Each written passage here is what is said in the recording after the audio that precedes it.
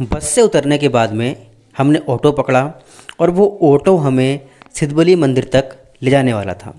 लाल बत्ती चौराहे को पार करने के बाद हम बढ़े झंडा चौक की तरफ और झंडा चौक को पार करने के बाद हम हल्के हल्के आगे बढ़ते जा रहे थे और जितना भी कोटद्वार का मार्केट था, सुंदर नज़ारे थे, उनको देखते हुए हल्के सी पहाड़ की चढ़ाई पर चढ़ते हुए फाइनली हमें ऑटो वाले ने सिद्धबली मंदिर के जो एंट्री गेट है उससे पहले उतार दी, क्योंकि अंदर जाने की परमिशन नहीं मिली थी कि भीड़ ज़्यादा थी और इस वजह से हमें बाहर ही उतरना पड़ा और वहाँ से हमें पैदल चलकर पुल पर से जाना पड़ा।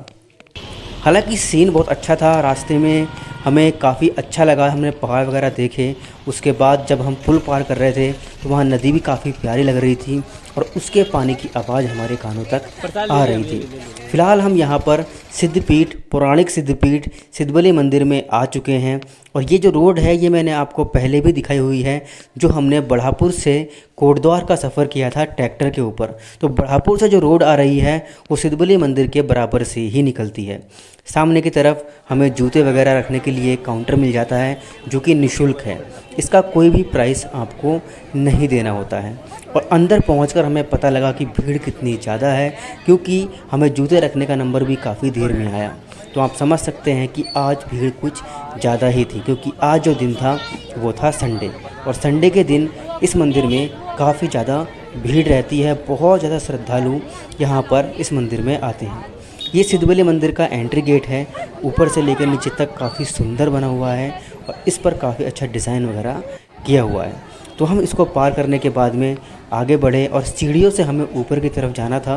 ज़्यादा सीढ़ियाँ नहीं हैं, ज़्यादा दूरी की चढ़ाई नहीं है, लगभग हाफ़ किलोमीटर मान सकते हैं आप। और ये हमारा जूतों का काउंटर का जो पर्ची थी 94 नंबर, वो हमने अपने पास संभाल कर रख लिया, जो रिटर्न लेने में काम में आएगा। हम हल्के हल्के ऊपर की तरफ बढ़ रहे थे और भीड़ वहाँ बढ़ती ही जा रही थी। हम देख रहे थे कि लाइन जो है वो बहुत लंबी लगने वाली है और अभी यहाँ पर टाइम लगने वाला है। बाकी हम चलते चलते जब ऊपर पहुँचे तो ऊपर से नीचे का नज़ारा देखा, जो कि बहुत ही खूबसूरत था। उसके बाद हम आगे बढ़ते गए और रास्ते में हमने देखा कि बहुत ज़्यादा चढ़ाई नहीं थी, लेकिन उसके बाद भी लोग थक रहे थे और आराम से बैठकर आराम कर रहे थे। लेकिन फ़िलहाल हमने आराम नहीं किया और हम आगे चलते गए, क्योंकि हमें इतनी थकान हुई नहीं थी, तो हम अपना कंटिन्यू अपने सफ़र जारी रखा। तो फाइनली अब हम पहुंचने वाले हैं और पहुंचने से पहले ही थोड़ा सा नीचे एक छोटा सा सुंदर सा मार्केट है, वहाँ पर दुकान वगैरह हैं, कुछ 3-4 दुकान आपको मिलती हैं जहाँ से आपको सामान वगैरह खरीद सकते हैं। फिर हम नारियल फोड़ने वाली जगह पर आ गए और नारियल फोड़कर हम ऊपर आगे बढ़े। तो आगे बढ़ते बढ़ते हमने देखा कि 2 लाइन में हम डिवाइडेड हैं और दोनों लाइन ही काफ़ी लंबी हो चुकी हैं। ऊपर चल के हमने देखा तो सीन बहुत ही प्यारा था। पहाड़ों की गोद में बसा हुआ ये मंदिर बहुत ही देखने में सुंदर लग रहा था और ये एक ऐसा सीन था जिसे देखने के लिए बार बार आपका मन करेगा और आप नहीं चाहेंगे कि आपकी नज़र इसके ऊपर से हटे। फिर हम आगे बढ़ते गए और हमने देखा कि थोड़ा सा टाइम लैप्स लिया जाए, क्योंकि काफ़ी ज़्यादा लोगों का मूवमेंट हो रहा था। तो हमने टाइम लैप्स रिकॉर्ड किया। उसके बाद टाइम लैप्स रिकॉर्ड करने के बाद में हमने मंदिर में दर्शन किए और उसके बाद दर्शन करने के बाद में हमने परिक्रमा की और परिक्रमा करने के बाद में जब हम एंड पर परिक्रमा के एंड में पहुँचे तो वहाँ से जो नज़ारे थे भाई वो बहुत ही खूबसूरत थे। आप देखो ये नज़ारे, सामने जो पुल आपको दिख रहा है वो वही पुल है जिसे पार करके हम ऊपर तक आए हैं और यहाँ से पूरा कोटद्वार लगभग आपको दिख जाता है और नदी के सहारे बसा हुआ कोटद्वार देखने में यहाँ से बहुत ही सुंदर लगता है। अब फ़िलहाल जब हम यहाँ से मंदिर में हमने दर्शन कर लिया, परिक्रमा पूरी कर ली, थोड़ा बहुत फ़ोटो वगैरह क्लिक कर लिए, उसके बाद हम नीचे की तरफ बढ़े। नीचे भी 2-3 मंदिर हैं, उन पर हमने प्रसाद चढ़ाना था और उसके बाद हमें भंडारा खाने के लिए निकलना था, क्योंकि यहाँ पर भंडारा होता रहता है और बहुत ही अच्छा भंडारा होता है। आप कभी भी अगर यहाँ पर आते हैं तो भंडारे को चख कर ज़रूर जाइएगा।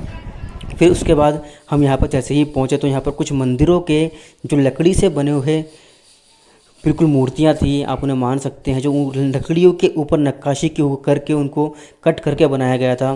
तो बहुत ही सुंदर एक शिल्पकारी थी, उसको यहाँ पर बेचा जा रहा था। लगभग 500 रुपीज़ पर पीस का हिसाब था। फिर हमने शनि मंदिर में दर्शन किए और शनि मंदिर में दर्शन करने के बाद में हम भंडारे की तरफ निकल पड़े। और भंडारे की तरफ निकलते ही हमें मालूम पड़ा कि यहाँ पर इस बार एक नहीं 3-3 भंडारे हो रहे हैं। एक भंडारा तो जो यहाँ पर मेन होता है बहुत पुराना, उसकी लाइन आप देख रहे हैं, बहुत लंबी लाइन लगी हुई है। और बाकी 2 भंडारे नीचे की तरफ चलकर हो रहे थे। तो हमने सोचा कि चलो ये भंडारा तो हमने कई बार खाया है, अब इस बार हम नीचे की तरफ जो भंडारे हो रहे हैं उनको देखते हैं। देखो भंडारे में हमें हलवा मिला है, काशी फल की सब्जी है, आलू है, 2 पूरी हैं और ये लड्डू है। तो उम्मीद है कि आपको ये आज का व्लॉग पसंद आया होगा। व्लॉग अगर अच्छा लगा है तो वीडियो को लाइक करिएगा, चैनल को सब्सक्राइब करिएगा। ऐसे व्लॉग पाने के लिए मिलते हैं आपसे नेक्स्ट व्लॉग में। तब तक के लिए बाय बाय, टेक केयर, जय हिंद, जय सिद्धबली महाराज।